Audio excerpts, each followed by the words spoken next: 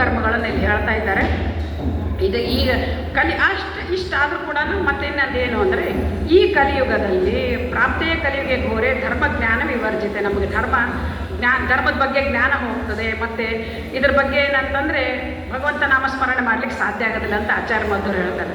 ಯಾಕಾಗೋದಿಲ್ಲ ಅಂದರೆ ಧರ್ಮ ಒಂದೇ ಕಾಲದಲ್ಲಿ ನಿಂತಿದೆ, 3 ಪಾದ ಹೋಗ್ಬಿಟ್ಟಿದೆ.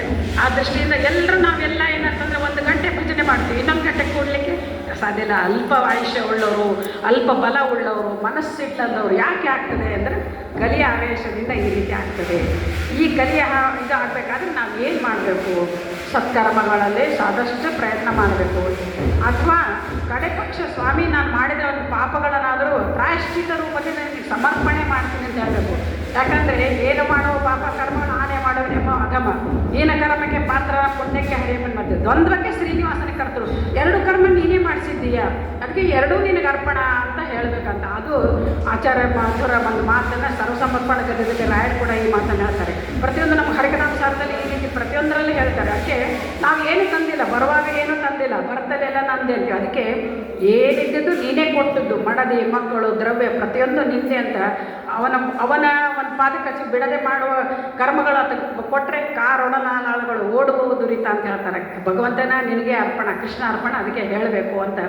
ಸಂಸಾರಣದಲ್ಲಿದ್ದಂಥ ಏನಂದರೆ ಜಗನ್ನಾಥನ ಸ್ಮರಣೆಯಿಂದ ನಾವು ನರಕವನ್ನು ತಪ್ಪಿಸ್ಕೋತೀವಿ ಅಂತ ಹೇಳ್ತಾರೆ. ಕೊನೆ ನುಡಿಯಲ್ಲಿ ಹೇಳ್ತಾರೆ, ಮಂಗಳಾತ್ಮರಿಗೆ ಅಹರ್ನಿಶಿ ಶ್ರೀವರ ಅಂಗಜ ಜನಕನ ಎಚ್ಚರಿಕೆ, ಸಂಘಟಿಸಿದ ವಿಷಯಗಳಿದ್ದರೇನು ತಂಗಳ ಅನ್ನದ ಮುಖರಿಕೆ, ಹಿಂಗದೇವರ ಸಂಘ ಮಾಡಿದರು ಇವರು ಮಂಗಳ ಆತ್ಮಕ ನಿತ್ಯಪುರಕ್ಕೆ, ಬಂಗಾರ ಮನೆಯ ಪ್ರಸನ್ನ ವೆಂಕಟೇಶನ ಡಿಂಗರಿಗೆ ನರಕ ಸರಕೆ. ಅಂದರೆ ಪ್ರಸನ್ನ ವೆಂಕಟನ ದಾಸರಿಗೆ ನರಕ ಅದೇನೋ ಸಾಧ್ಯನೇ ಇಲ್ಲ. ಡಿಂಗರು ಅಂದರೆ ಅದನ್ನು ದಾಸರಾದವರು. ದಾಸರಾಗೋದಕ್ಕೆ ಏಸು ಜನ್ಮದ ಸುಕೃತ ಅಂತ, ಸುಮ್ಮನೆ ದಾಸ ಅಂತ ಹೇಳ್ಕೊಂಡ್ರಲ್ಲ.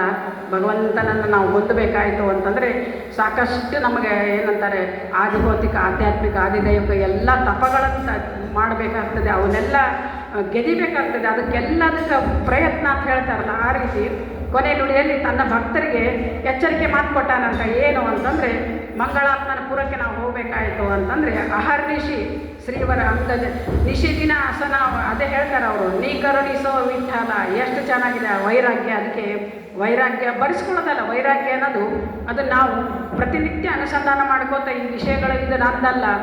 ಅದು ಒಂದು ಸಣ್ಣದೊಂದು ಉದಾಹರಣೆ ಕೊಡಬೇಕಾದ್ರೆ, ಒಂದು ಸೌಟ್ ಇರ್ತದೆ, ಮಾಡೋದು ದರ್ವ್ಯದಲ್ಲಿ ಪದ್ಮನಾಭನ ಸಕಲ ಕರ್ಮಗಳಲ್ಲಿ ನೆನೆಯುತ್ತಾರೆ. ಒಂದು ಸಣ್ಣ ಸೌಟ್ ಇರ್ತದೆ.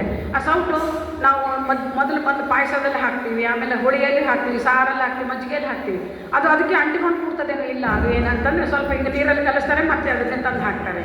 ಆದರೂ ಕೂಡ ನಾವು ಯಾವ ರೀತಿ ಇರಬೇಕಂದ್ರೆ, ಯಾವ ದೇಹವೇ ಕೊಡಲಿ ಹರಿ ಮತ್ತು ಆವ ಲೋಕದಲ್ಲಿ ಯಾವ ಅವಸ್ಥೆಗಳು ಬರಲಿ ಭಗವಂತನ ನಾಮಸ್ಮರಣೆ ಎಂದು ಬಿಡಬಾರ್ದು.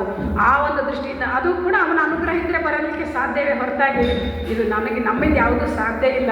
ಆದರೂ ಕೂಡ ಪ್ರಸನ್ನ ವೆಂಕಟದಾಸನ ಡಿಂಗರಾದವರಿಗೆ, ಅವನ ದಾಸರಾದವರಿಗೆ ನರಕ ಎಂದೂ ಆಗೋಲ್ಲ ಅನ್ನೋ ದೃಷ್ಟಿಯಿಂದ ಈ ಒಂದು ಲೋಕವಾರ್ತೆ ಅಥವಾ ಲೋಕನೀತಿ ಇದನ್ನು ದಾಸರಾಯರು ಕಟ್ಟೆಗೆ ಕೂತು ಹೇಳಿದಂಥ ಮಾತುಗಳು, ಧರ್ಮದ ಬಗ್ಗೆ ಜಾಸ್ತಿ ಸೂಕ್ಷ್ಮತೆ ಗೊತ್ತಿರಲಾರ್ದಂಥ ಸಾಮಾನ್ಯ ಜನರಿಗೆ ಕೂಡ ಒಂದು ಪುರಾಣೋಕ್ತ ವೇದೋಕ್ತ ಮಾತುಗಳನ್ನು ಮುಟ್ಟಿಸಿ ಸಾಧನ ಹಾದಿಗೆ ತರುವಂಥ ದಾಸರಾಯರು ಉದಾತ್ತ ಕೆಲಸಗಳನ್ನು ಮಾಡಿದವರು. ತಮ್ಮ ಒಂದು ಕೃತಿಗಳಿಂದ ಈ ರೀತಿ ಸಮಾಜವನ್ನು ಉದ್ಧಾರದಾಗೆ ದಾರಿಗೆ ಎಳೆದವರು ಅಂತ ಈ ಒಂದು ಅದ್ಭುತವಾದ ಕೃತಿ ಯಥಾಮತಿ ಯಥಾಯೋಗ್ಯತ ನನಗೆ ಪ್ರಸನ್ನ ವೆಂಕಟದಾಸರೇ ನುಡಿಸಿದ್ದು ಹಾಗೂ ಬರೆಸಿದ್ದು ಅಂತ ಹೇಳ್ತಾ ಈ ನನ್ನ 4 ನುಡಿನಮನಗಳನ್ನು ದಾಸರಂತರ್ಗತ ಭಾರತೀಯ ಮುಖ್ಯ ಪ್ರಾಣಗಳು ಕೃಷ್ಣಾರ್ಪಣ ಮಾಡ್ತು.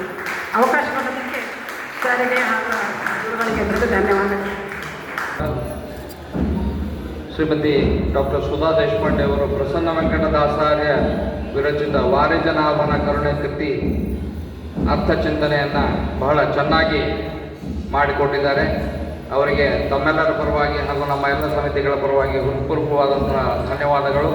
ಈಗ ಸಮ್ಮೇಳನ ಸರ್ವಾಧ್ಯಕ್ಷರಿಂದ ಅವರಿಗೆ ಗೌರವ.